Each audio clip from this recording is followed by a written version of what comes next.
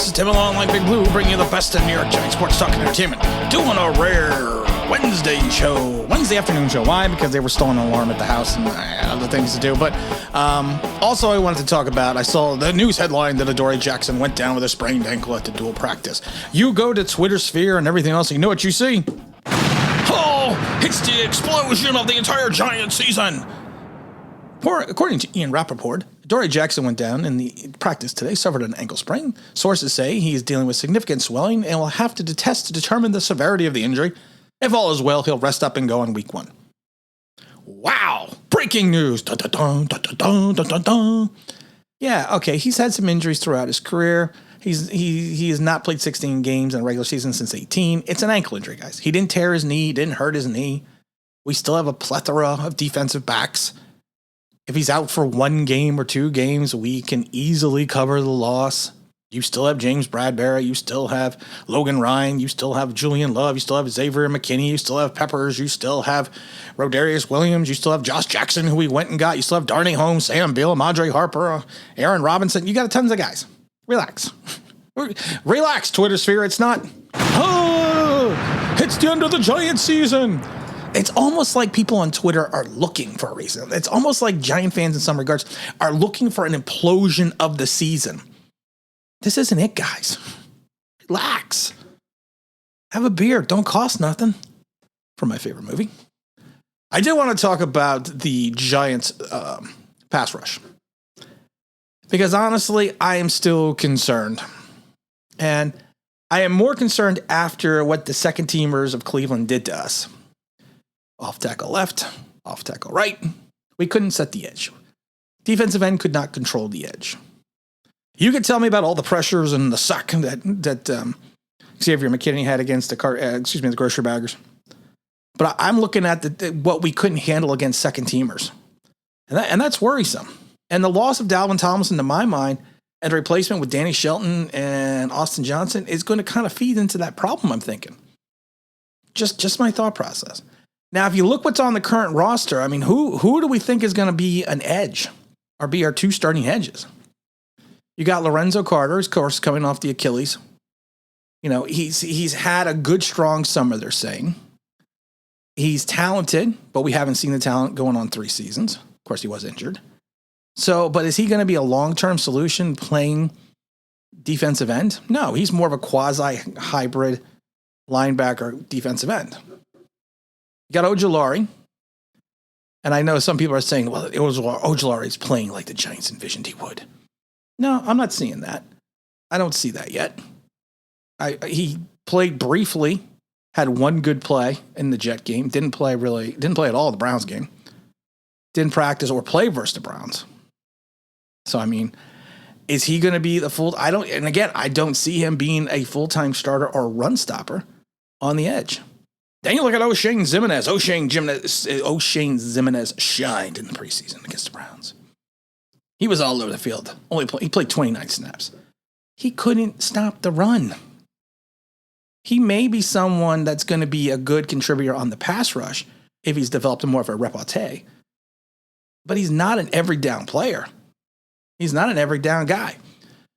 Hope I'm seeing hope potentially. And it's going to be a big hope, and it's going to be a big leap of faith. It's Trent Harris. He's making a strong push to basically be on this roster. He's a hard worker. He's a Giant guy. He's a blue-collar guy. He's evidently well-respected by the coaching staff, by Patrick Graham. He is a guy that just needs to prove himself, though, week by week. And that's what, and that's what it's going to be. I mean, he's going to have to prove himself. And he's really, and like I said, he had that brief cup of coffee in Miami, so he was with us for a little bit last year. He's got to prove himself. Is he going to be penciled as a full-time starter? I don't see that either. And you got Nico, one of my favorites. I love Nico. Just the name alone, Nico. He's been quiet the last couple of games. I don't know what he's been doing in practice. He's been fighting to make the roster, and he's going to be a special teamer guy, so I'm not seeing that either. Cam Brown is basically a special teamer. He's tall, he's big, he's lanky. He's more of a linebacker to me at 6'5", 235 pounds. He's a hustle guy. He always sprints full speed downfield. He's always given max effort on special teams. And that impresses me. That always will impress me. Is he going to make the final roster? I don't know. But again, he could be an under-the-radar guy, but I don't know. Again, I don't see him being a full-time starter. Then we get into Ryan Anderson. Anderson was going to be coming in. He was going to be a plug-and-play guy. He's really one of our only true edges from Alabama. Hasn't stayed healthy. He's already been cut and re-signed. He's a veteran presence. He's not a guy that's going to give you consistent rush, but he's going to stay on the field. Hopefully he can stay on the field. You also got the kid from Minnesota that we got. He's nothing. He's been running with the second and third teamers, and he's shown nothing. He was a complimentary defender in Minnesota at best. And maybe he can be that here, but I don't know. I just don't see it. They got the rookie Smith, who hasn't even played. He's unlikely to be ready for week 1. He's a prime candidate, probably go on the PUP, which means he'll miss the first 6 games, or he'll go on the short-term IR and then miss the first 3 games. But like I said, guys, I'm just, we're literally living on the edge. We literally are living on the edge here with these guys. Is this going to be an issue? Yeah, I think it will be an issue year-round, unless you're going to move like Leonard Williams. But then I think you're taking away the strength that Leonard Williams has by playing in the middle of the field. More of a pass rushing defensive tackle. But are those lanes going to be there without the double teams Dalvin Tomlinson took on? Dexter Lawrence could suffer as well. People are going to say, well, we're going to have Dexter Lawrence and BJ Hill. We're going to rush from the middle. We're going to rush from the defensive tackle position. I don't see it. Don't see it, guys. It's not football. You're only going to get so much from the defensive tackle. We don't have an Aaron Donald. Just saying. Just throwing that out there, guys. Are there capable edges on the market? I think we're going to wait until cutdown day to try to find someone and try to get someone.